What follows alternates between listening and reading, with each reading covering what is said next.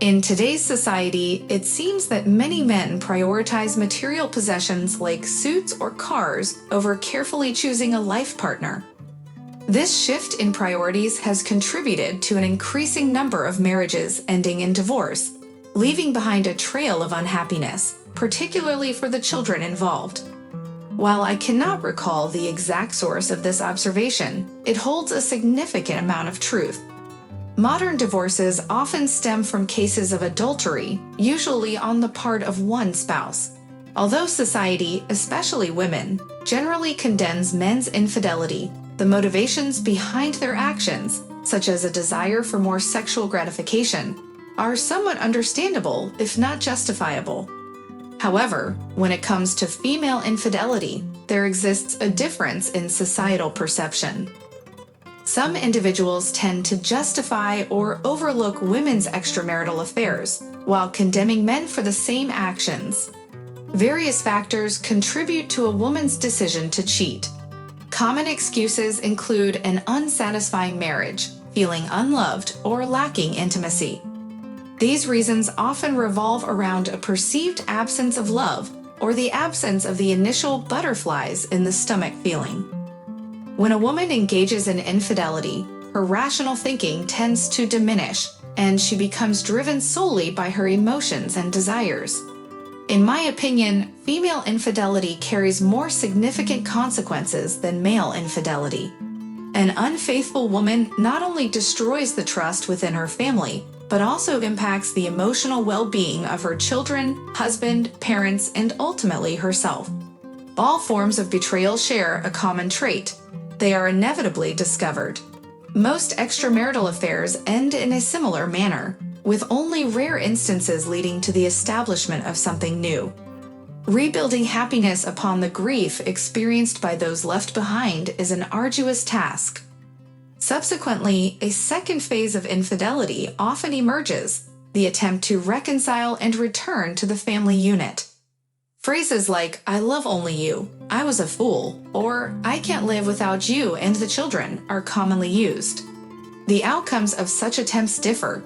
Some partners may choose to accept the unfaithful spouse, while others do not. However, regardless of the ending, genuine happiness rarely finds its place within such a fractured family dynamic.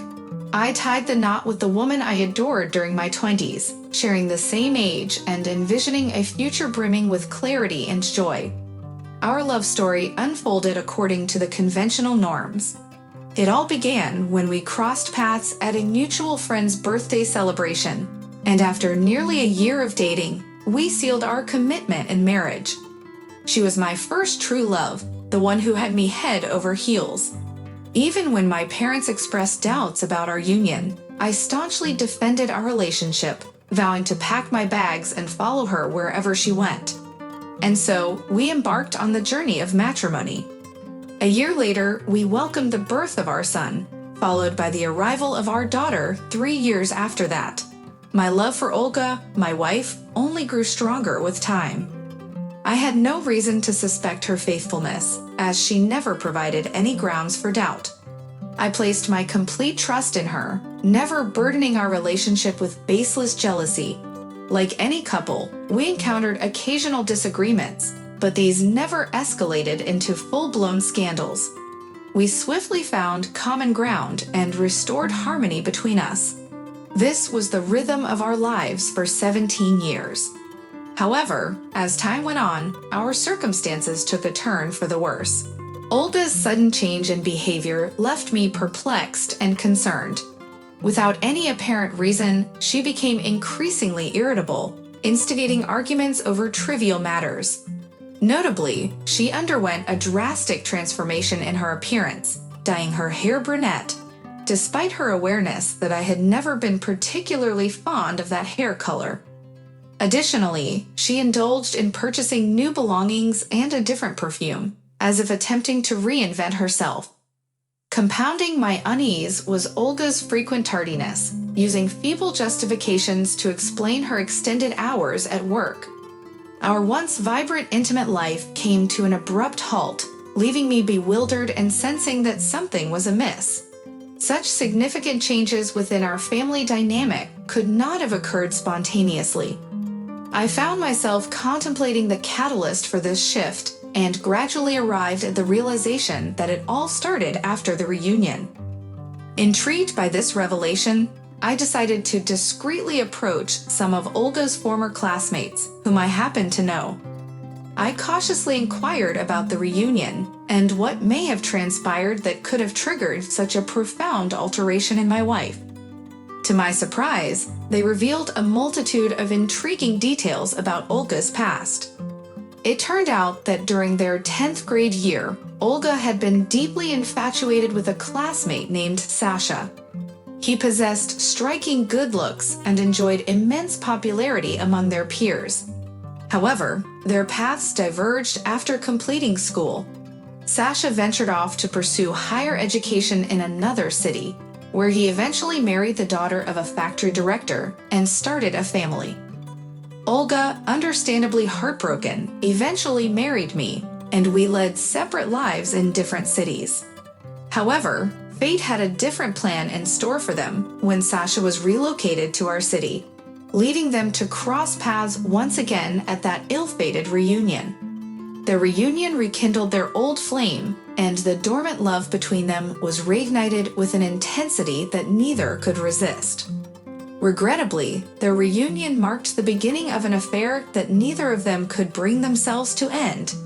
Olga relentlessly sought opportunities to be with her lover, employing cunning excuses that even a seasoned secret agent would admire. Their clandestine encounters became increasingly frequent, and the pull between them grew stronger with each passing day. Understanding the situation now, I was confronted with the harsh reality that my wife had been unfaithful. The banality of this affair was evident, as such situations occur all too frequently.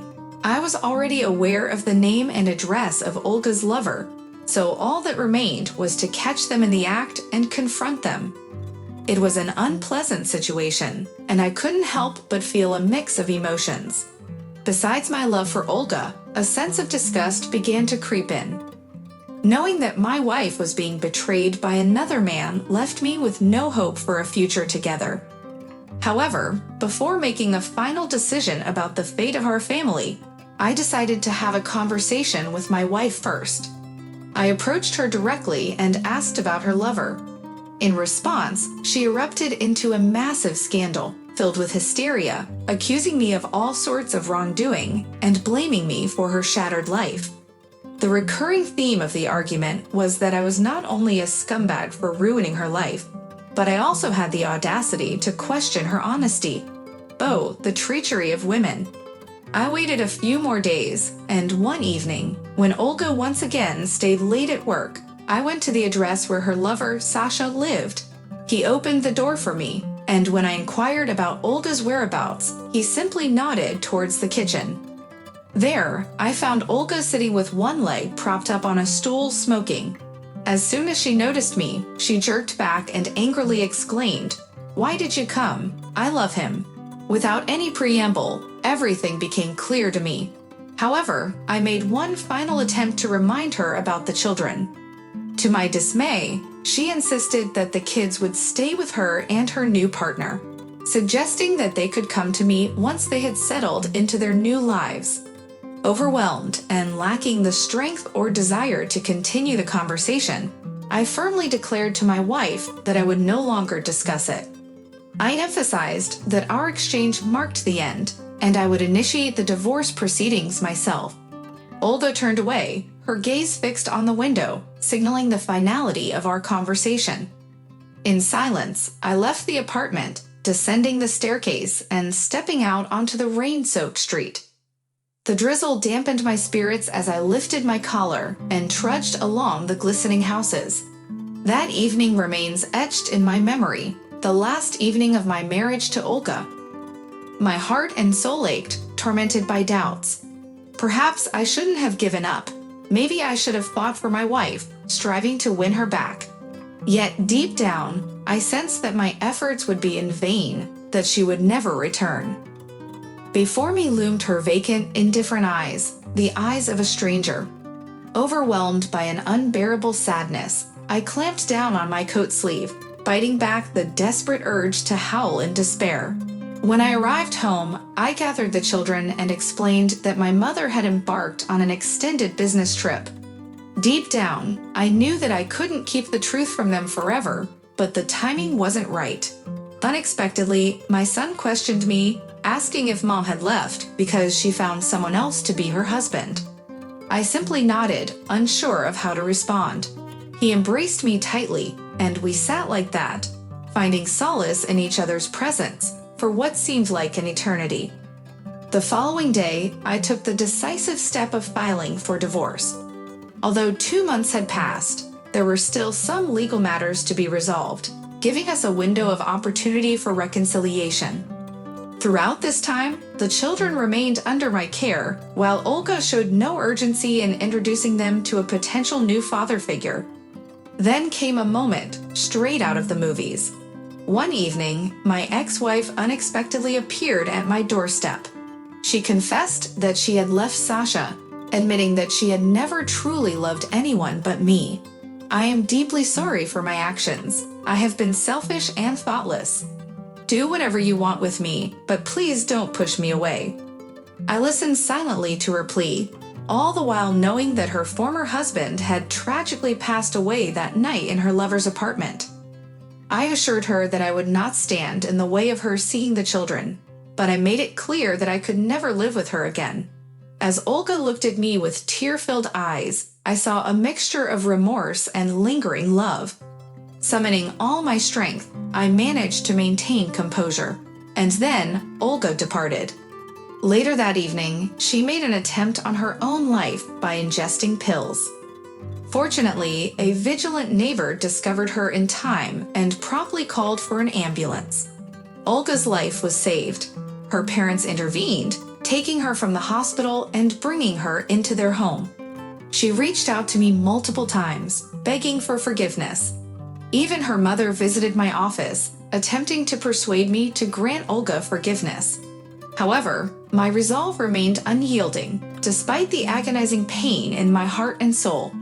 I still loved her deeply, knowing that I would never be capable of loving anyone in the same way again. Presently, Olga resides with her parents. She makes regular visits to see our children and strives to rebuild some form of relationship with me, hoping that forgiveness will eventually come and we can reunite. Perhaps I would forgive her if my love for her wasn't so immense, for it is this love that makes it all the more challenging to let go.